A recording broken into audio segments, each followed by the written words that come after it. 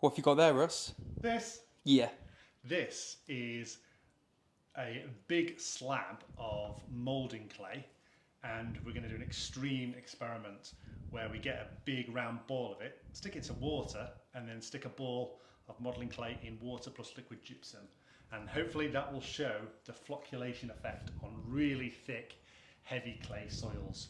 All soils contain clay except for maybe sand dunes and peat bogs, but really thick clay is where we get the drainage issues and people get surface flooding even though the water table is below. So this is going to show it breaking up and flocculating the clay particles in liquid gypsum, and the water should stay completely unflocculated, which means that it won't form that crumb structure in your soil. Okay, pretty grim this. Don't know how you sort of go about pulling modelling clay apart. I've not used it since I was a kid. So let's try with some scissors first.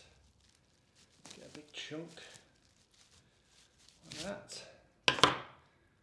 Split that in two. Probably not fair. That's probably more 50-50.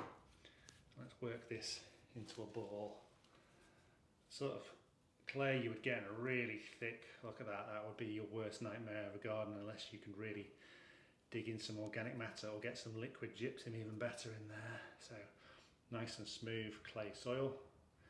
Let's do the other one so we can add them at the same time. Now, we'll have to see how long this takes. Could be an overnight job. Even though the liquid gypsum works instantly, it might take a while to work into those balls. So there we go. A couple of brown balls.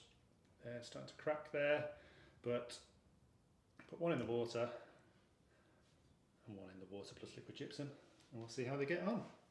I'll take some still photos as well. So we are 20 minutes into the experiment already, and you can see real differences. If you look at the water only, smooth clay, no particles at all. You look at with liquid gypsum, you can see it's all wrinkled and it's reacting on the surface of the clay. Crumb like clay particles are coming up, and that's really important because that's what's going to improve your drainage.